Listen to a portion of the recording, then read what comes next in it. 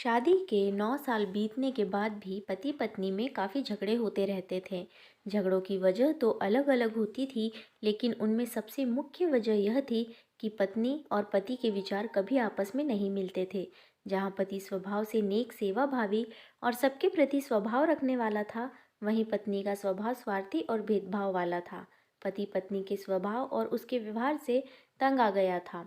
वह हमेशा कोशिश करता रहता कि पत्नी का आचरण और स्वभाव में किसी तरह बदलाव आ जाए। पत्नी अपने ससुराल साइड के रिश्तेदारों के साथ कभी सीधे मुंह बात ना करती। कई लोग उसके खराब व्यवहार के कारण नाराज हो जाते, लेकिन पत्नी उसकी भी परवाह नहीं करती। पति को इस बात से काफ़ी दुख होता कि उसकी पत्नी उससे इतनी विपरीत क्यों। परेशान हो चुके पति ने अब खुद ही परिस्थिति को सुधारने का मन बनाया और एक प्लान बनाया। अगले दिन पति ने पत्नी से कहा, सुनो कम्मो, मैं सोच रहा था कि पापा मम्मी भाई बहन और उनके बच्चे को घर पर इनवाइट कर लेता हूँ। काफ़ी समय हो गया उनसे मिले हुए।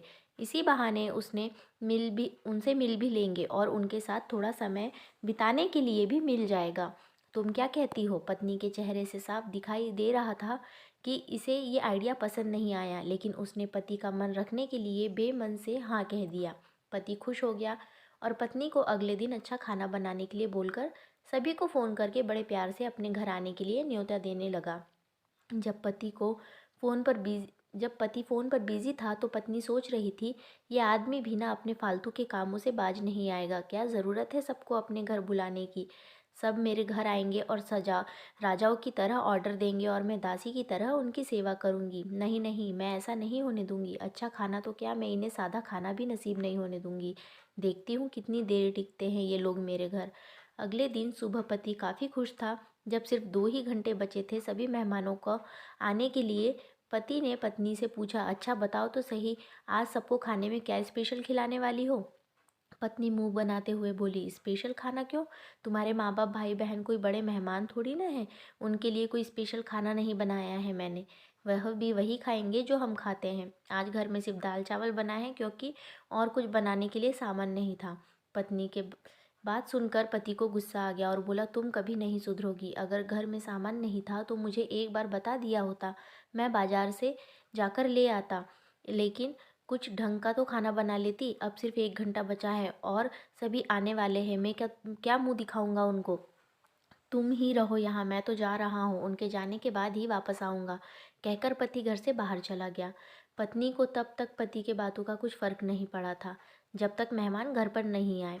और जैसे ही सब मेहमान घर पर आए तो पत्नी के होश उड़ गए, क्योंकि भाई बहन माँ बाप और बच्चे वह उसके पति के सैद वाले नहीं बल्कि खुद के उसी के मायके थे। यानी कि पति के अपने माँ बाप को नहीं, अपने ससुराल वालों को खाने पर इनवाइट किया था।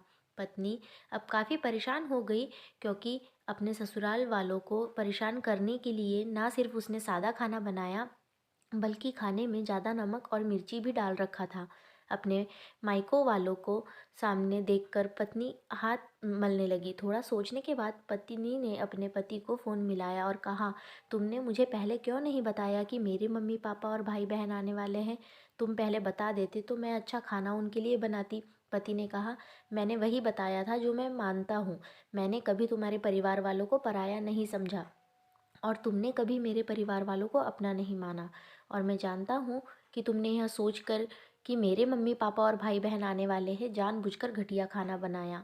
अब तुमने जो किया उसे तुम खुद ही भुगतो। मुझे पता है तुमने मुझे इसीलिए फ़ोन किया होगा ताकि बाहर से खाना मंगवा सको, लेकिन मैं ऐसा नहीं करूँगा, ताकि तुम्हारे किए की सज़ा मिल सके। इतना कहकर पति ने फ़ोन काट दिया। ना चाहते हुए भी पत्नी को अपने मायके वालों को वही खाना खिलाना पड़ा। उसके रिश्तेदार ज़्यादा मिर्ची और नमक वाला खाना भी ऐसा सोचकर खा गए कि बेटी से गलती हो गई होगी। लेकिन बाद में जब दामाद ने सारी बात उन्हें बताई तब उन्हें बहुत शर्मिंदगी हुई और सभी उसके बुरे बर्ताव के लिए उसे डांट रहे थे। उसे नाराज़ होकर चले गए। दोस्तों, अच्छे रिश्ते बनाए जाते हैं प्यार और अच्छे व्यवहार से। सिर्फ खून के रिश्ते अच्छे नहीं होते। तो फ्रेंड्स, आपको ये स्टोरी कैसी लगी अपनी राय कमेंट बॉक्स में ज़रूर बताएं। वीडियो को लाइक शेयर ज़रूर करें और चैनल को सब्सक्राइब करना बिल्कुल ना भूलें, क्योंकि आपके लिए मैं ऐसी ही अच्छी अच्छी कहानियाँ लेकर आते रहती हूँ। और ऐसी ही मराठी स्टोरीज़ के लिए मेरे चैनल चित्रास वॉइस को सब्सक्राइब करें। इसका लिंक मैंने डिस्क्रिप्शन बॉक्स में दे दिया है। धन्यवाद।